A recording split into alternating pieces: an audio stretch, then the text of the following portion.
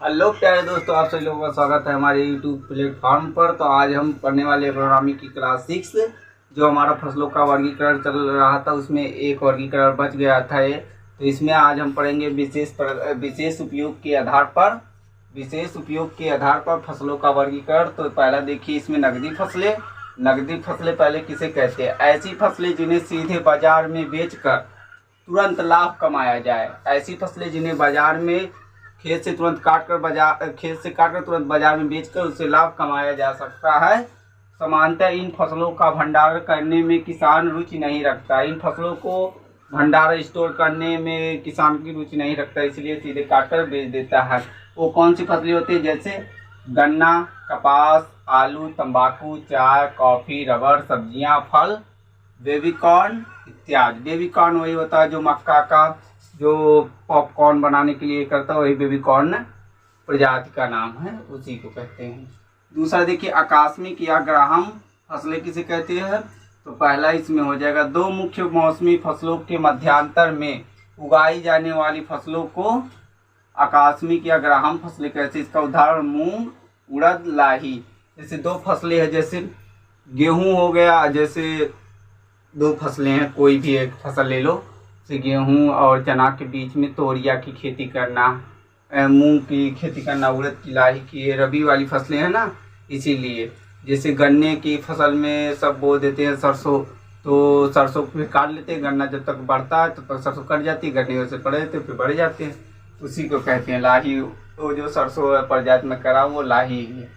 और दूसरा इसमें देखिए, यदि किसी कारणवश हमारी फसल नष्ट हो जाए एवं अगली फसल की बुआई के कुछ समय शेष रह जाए तो मुख्य फसल के नष्ट होने के कारण फसल की हुई हानि की भरपाई के लिए लघु अवधि वाली फसल को दोनों मुख्य फसलों के बीच लगाते हैं।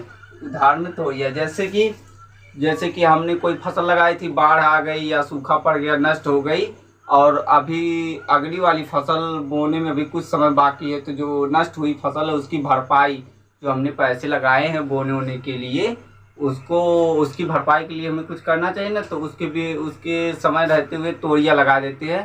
तोरियां 20-25 दिन में फल देना चालू कर देती हैं, ये सब 30 दिन में फूल लेकर लगाते ही, तो इससे बेचकर हम लोगों को फायदा हो जाएगा। और दूसरा कारण ये है कि मुख्य फसल लगाए और नष्ट हो गई, तो उसको भी भरपाई के लिए तो यह करते हैं। स्क्रीनशॉट लीजिए, इसके आगे बताते हैं।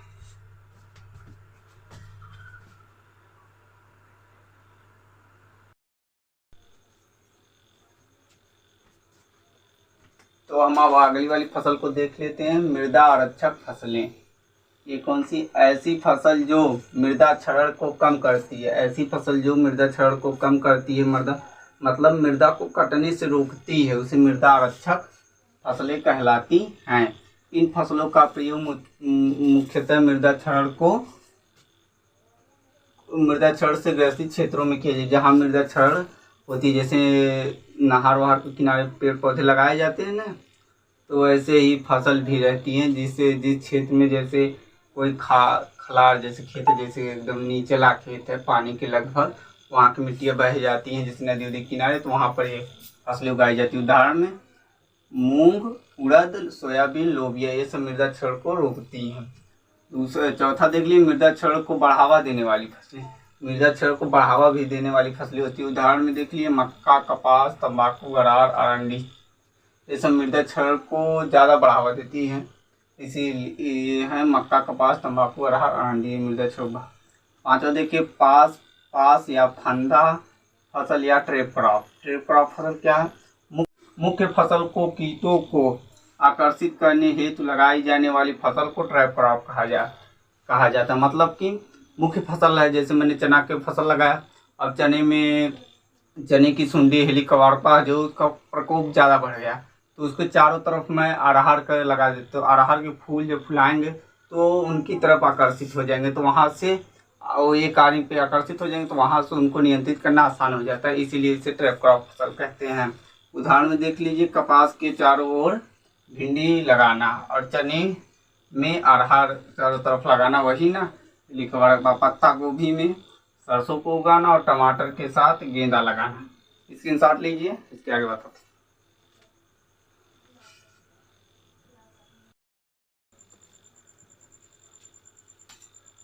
अब हम इसके आगे वाली फसल देखते हैं। तो सूचक फसल, सूचक फसल किसे कहते हैं? तो ऐसी फसल जो पानी अथवा पोषक तत्वों की कमी के लक्षणों को अन्य फसलों की तुलना में शीघ्रता से प्रदर्शित करती हैं, उन्हें सूचक फसलें कहते हैं। तो सूचक फसलें कहलाती हैं। तो सूचक फसलें क्या? ऐसी फसल जो अन्य फसलों की तुलना में पानी अथवा पोषक तत्वों की कमी को शीघ्रता से उत्पन्न करती हैं या लक्षण दिखाती हैं, उन्हें सूचक फसलें कहते हैं या शीघ्रता से प्रदर्शित करते हैं। उदाहरण में मक्का, सूरजमुखी। मक्का, सूरजमुखी, अगर जैसे कोई फसल है, जैसे धान गेहूँ अथवा कोई भी जैसे हो गई, जैसे उड़द हो गया, अरहर हो गई, तो उसमें सब नहीं तुरंत प्रकट, उसके बीच में मक्का या सूरजमुखी की थोड़ी फसल बो दी जाती है, तो ये तुरंत शीघ्रता से मुरझाने लगती है, थोड़े पानी की कमी होने पर या पोषक तत्वों की कमी होने, तो इसे सूचक फसल कहते हैं, सूचना देती हैं जिसे। और सातवां देख लीजिए, शिकारी या प्रे फसल क्या है? तो ऐसी फसल जो अपनी घनी वृद्धि से खरपतवारों की जनसंख्या को कम कर देती हैं, उन्हें प्रे फसल या शिकारी फसल कहते हैं। ऐसी फसल जो अपनी वृद्धि विकास से खरपतवारों की जनसंख्या को कम कर दे, बढ़ जाएंगे, खरपतवारों को दबा देती हैं तो बढ़ नहीं पाते हैं, उन्हें शिकारी फसल कहते हैं या प्रे फसल कहते हैं। ये फसलें भौतिक रूप से प्रतियोगिता करके खरपतवारों के पुष्पन बीज निर्माण अवस्था तक नहीं जाने देती हैं, इनके पुष्पन या बीज निर्माण अवस्था तक नहीं जाने देती, वही ना बढ़ जाती है, इन सबको दबा देती हैं तो नहीं बढ़ पाती हैं। उदाहरण में बरसीम, ये प्रतियोगिता करती है भौतिक रूप से। स्क्रीनशॉट लीजिए, इसके बाद नाभी फसल को बताते हैं।